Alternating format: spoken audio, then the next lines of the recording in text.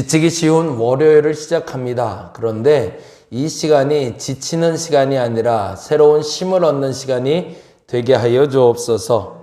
이유는 기도하러 나왔기 때문입니다. 힘을 얻으러 나왔습니다. 능력 얻으러 나왔습니다.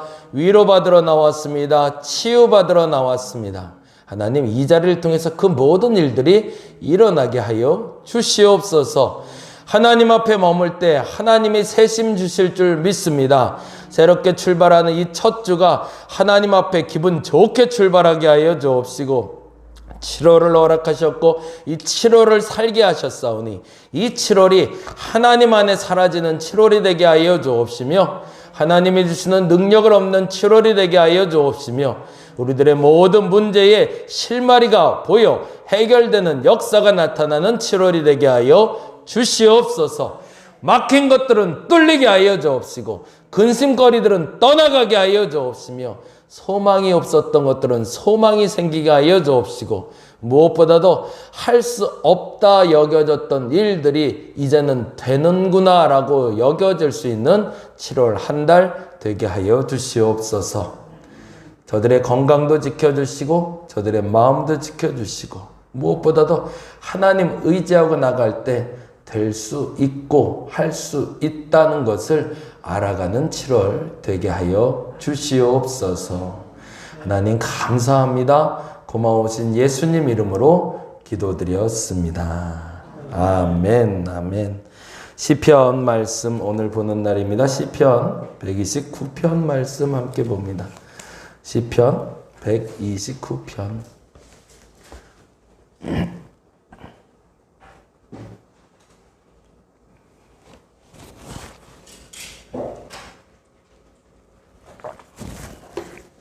시편 129편 1절에서 8절까지 말씀 우리 같이 한 목소리로 천천히 읽겠습니다. 이스라엘은 이제 말하기를, 그들이 내가 어릴 때부터 여러 번 나를 괴롭혔도다. 그들이 내가 어릴 때부터 여러 번 나를 괴롭혔으나 나를 이기지 못하였도다. 바가는 자들이 내 등을 갈아 그 고랑을 길게 지었도다. 여호와께서는 의로우사 악인들의 줄을 끊으셨도다. 무릇 시온을 미워하는 자들은 수치를 당하여 물러갈지어다. 그들은 지붕의 풀과 같을지어다. 그것은 자라기 전에 마르는 것이라.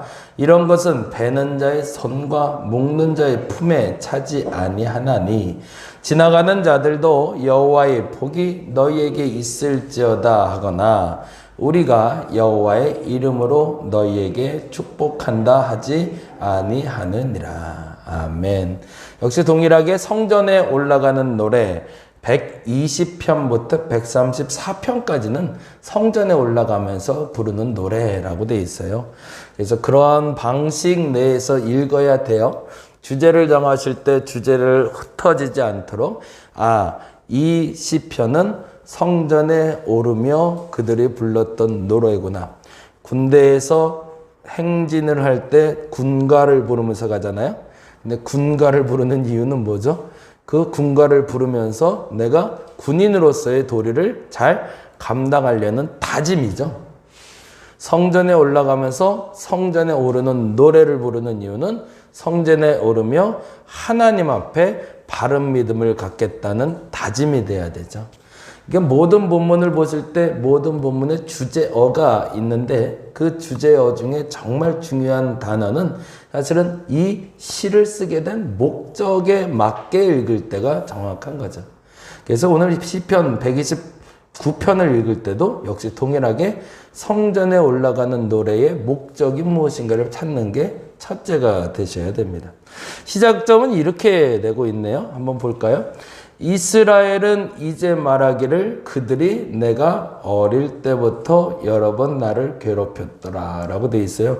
옛날 개역 한글판은 소시적부터 라고 되어 있는데, 개역 한글판과 개정판이 되면서 조금 단어가 달라졌거든요. 근데 옛날 단어들이 마음에 더 와닿는 단어들이 있어요. 소시적이라는 말이 훨씬 더 정감 있지 않으신가요? 소시적부터. 근데 그 말을 이제 풀었으면 어릴 때부터라는 단어가 되긴 하죠. 그런데 그 의도보다는 소시적이란 말이 맞다라고 여겨지는 이유는 과거의 어느 시점인지는 알 수 없지만 그 어느 시점부터 꾸준히 누군가가 나를 괴롭혀 왔다는 겁니다. 그럼 이쯤 되면 이 시편의 배경이 뭔지를 조금 알아볼 필요가 있겠죠. 이 시편은 두 가지를 얘기하는데 멸망 후에 썼다는 얘기도 있고 남과 북으로 나뉘었던 이스라엘 간의 경쟁 관계가 격해질 때 썼다는 얘기도 있어요. 근데 두 가지의 공통점은 이 나라에 어려움이 오게 된 계기가 북이스라엘이 남유다를 자꾸 괴롭혔기 때문에, 더 정확히 말하면 북이스라엘이 앞서 말드린 성전을 무시했기 때문에 이 일이 일어났다라고 고백하는 게 이십니다. 그러다 보니까 북이스라엘의 시온이라 여겨지는 예루살렘 성소를 무시하고 자기들의 예배당인 베델, 길갈 등의 예배당을 만들고 예배했던 그 경멸스러운 행동들 때문에 결국에 우리가 이 고통을 당한다라는 고백이 오늘 시편의 고백이 돼요. 그러니까 사실은 내가 어려서부터 괴롭힘을 당하였다라는 말은 북이스라엘이 예루살렘의 예배를 무시했다라는 얘기가 되는 거죠. 이게 성전 예배를 드리는 나를 경멸하고 있더라는 거죠. 근데 이거를 조금 더 달리 표현하면 믿음이 있는 사람들에게도 고난은 있다라는 거죠.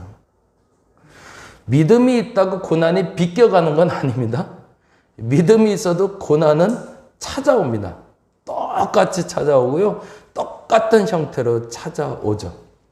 그래서 예수님도 십자가의 사건을 경험하셨고 요나도 물고기 사건을 경험했고 욥도 우리가 아는 도저히 감당하지 못할 고난도 감당하게 되죠. 믿는 사람에게도 고난이 있음을 인정하라가 1절의 고백입니다. 소시적부터 언젠진 모르지만 내가 아주 어려서부터 믿음을 가지고 있었는데도 불구하고 내게 끊임없이 고난이 있더라. 그런데 중요한 게 있어요. 1절 다시 한번 읽어볼까요? 이스라엘은 이제 말하기를 그들이 내가 어릴 때부터 여러 번 나를 괴롭혔도다. 한두 번이 아니라 여러 번을.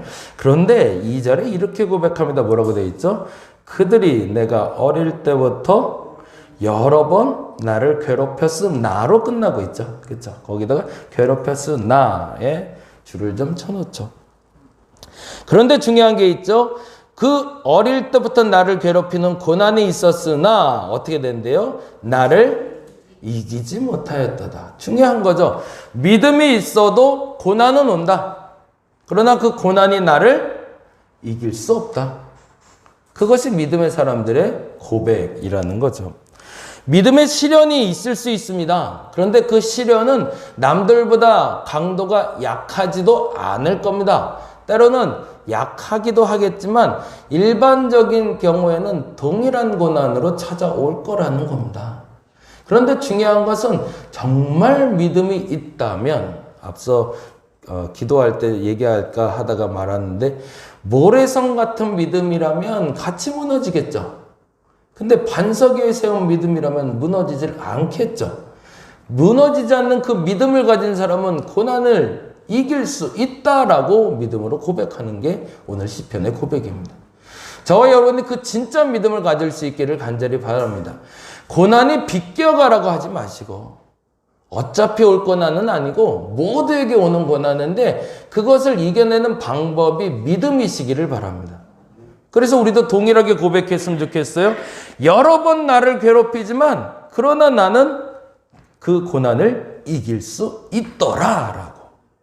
근데 그 고난이 어느 정도인지가 3절에 이렇게 표현이 되고 있어요. 참 이제 이게 시편의 매력인데 비유적인 표현이 나오죠. 이렇게 나오네요. 3절 읽어볼까요? 시작. 밭 가는 자들이 내 등을 갈아 그 고랑을 길게 지었더라. 참 재미난 표현이에요. 밭 가는 사람들이 고랑을 만들잖아요. 근데 그 고랑을 어디다 만들었대요? 네, 내 등에다가 만들었대요. 그건 뭐예요? 등골 빠진다는 표현 쓰죠. 우리 표현하고 참 맞는 것 같아요. 흔적이 남는다는 거예요. 뭐가? 내게 찾아온 고난이. 그냥 경미한 고난이 아니라는 거예요. 뭘 할 때마다 고난이 남는데 그 흔적이 남아서 언제 봐도 이거는 기쁨의 흔적이 아니라 고난의 흔적이라고 알 수 있을 만큼 그러한 고난의 흔적이 남을 수도 있더라. 그런데 그 고난이 나를 신기한데 이기지 못하더라 라고 이야기하고 있는 겁니다. 그리고 나서 더 멋진 표현이 나와요. 5절 말씀 같이 읽어볼까요? 5절 읽겠습니다. 무릇 시원을 미워하는 자들은 수치를 당하며 물러갈지어다 하면 거기다 줄을 쭉 쳐놓을게요. 정말 재미난 표현이 나오는데 그런데 그 고랑처럼 흔적이 남은 고난을 줬던 그 대상들은 오히려 수치를 당하고 내가 수치스럽지 않더라는 거죠. 그 고난의 흔적이 남아서 사람들에게 손가락질 당할 줄 알았는데 오히려 그 고난의 흔적을 수치스럽게 여기는 나도 없고 누군가도 나에게 손가락질하지 않고 그 고난을 준 대상들을 오히려 손가락질하더라는 거죠. 그게 진짜인 거죠. 어저께 우리 권사님 한 분이 있어요. 나이 91인가요? 둘인가? 91죠. 91. 91 된 권사님이 교회를 찾아와요. 근데 저기 구성에 있는 스파팰리스 리가에 사세요. 여기서 키로수는 한 1.8km 정도? 젊은 사람 오기에는 뭐 그리 먼 거리도 아니고 차로 가면 5분. 근데 이분이 차가 없잖아요. 운전도 못 하시잖아요. 근데 주일마다 예배를 오겠다고 오셔요. 근데 우리 동네가 참 좋은 동네라 주일날은 버스가 40분에 한 대씩 다니거든요.